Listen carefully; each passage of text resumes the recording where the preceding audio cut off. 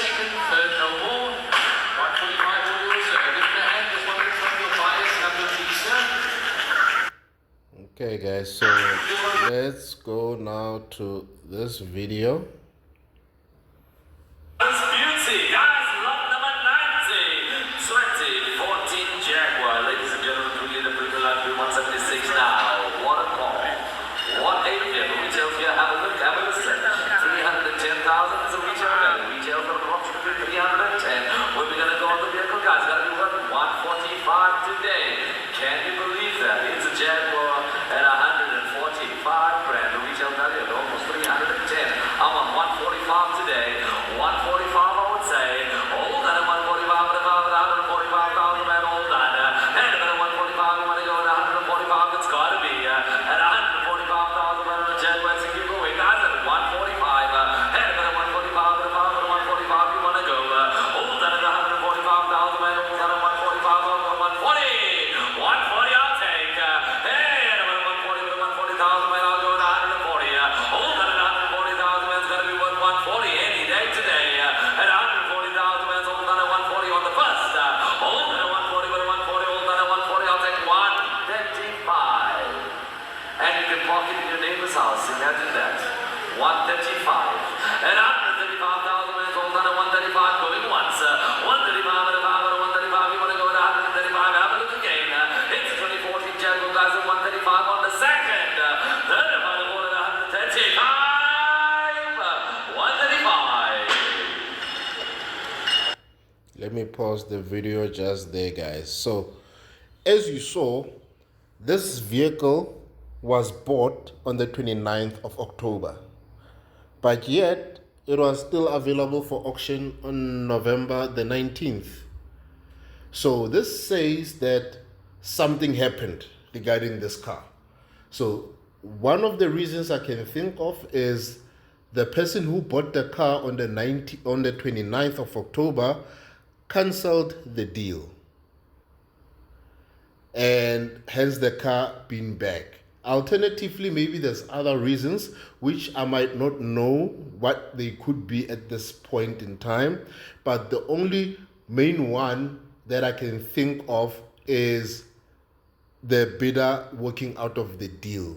And what does that mean, guys? This is now, please note, this is for Bidvest Benchmarks, not other auction houses. I don't know how other auction houses work. I mostly go to Bidvest Benchmarks. And if you cancel at Bidvest Benchmark, you're going to lose your 5,000 Rand deposit. And then you're going to be obliged to pay 10% of the purchase price of the vehicle that you are buying. So, for example, this guy here, this car on this bid, the final cost is 158. So you're gonna pay 10% of that, which is about 15,000 odd. You add your 5,000, you're sitting at about 20,000 odd. That's the money that you're gonna lose. So at this auction, when you go get your bidding card, you're always gonna sign some T's and C's form. Every time you get, this is now after you have registered. When you're getting your bidding card, there's a form or paper that you always sign, and that paper is the T's and C's, which also state that, my guy, if you bid for a car, you are going to buy it. There's no turning back later saying that, no, I didn't really want to buy it, or no, I'm seeing this in the car, so I don't want to buy it anymore, or I made a mistake by bidding. No, you cannot. Once you bid for a car and the bidders or auctioneers are taking your bidding number and put it down against that car, that lot, it's done. You must buy the car.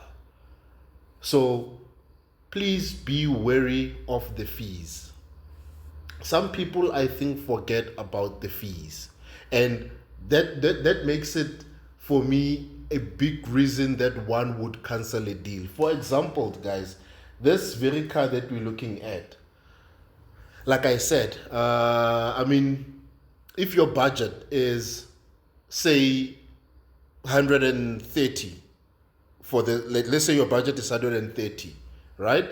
And you go on the bidding floor and then you see this car and you like this car and the bidder is like 135 and you're like, yeah, no man, I've got 130 in my budget, but I feel like I can do 135. I can just search in deeper to get that 5,000 and buy this car. And you check your stuff and then you're like, yeah, I can get this 5,000, and then you bid for the car at 135. Boom, they take your bidding number, you have bought that car.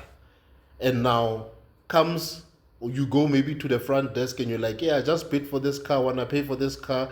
And then they do your invoice and your invoice comes and it says, your invoice is gonna say 158, 125 minus your 5,000. That's what's going to be the amount that you're left with. And then now you're sitting at 158, 125 minus 5,000. Now you're sitting with the invoice of 153,125. That's now totally out of your budget. You do not have this money. This money it's a lot. It's a lot of money. You will be forced to cancel the deal. Because don't forget, you already have a budget of 130. So that 10%, when you cancel, you rather take that knock. You know, when you look at your things and you start analyzing like whether you can do this or not, and let's say you cannot afford it, then because of your budget that you already have, you're gonna have to pay for that 10% because you should be having that 10% on the purchase price.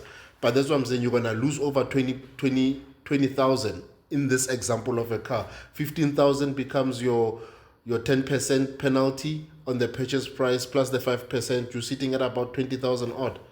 For what? Simply because you forgot the fees. So do not forget the fees, guys. Do not forget the fees because they will really mess you up. Imagine losing 20,000 on something like that.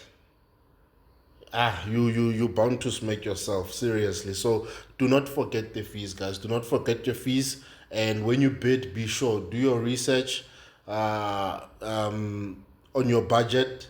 So if your budget is 100,000, you cannot go bid for a car for 100,000. If your budget is 100,000, you need to bid for a car between 70 and 80,000 being your max plus minus, or 85 being your max plus minus. So be wary, guys. Be wary, be wary, be wary. Hope you're doing good and going for those goals of yours. As for me, I'll see you on the next one. Thank you for watching.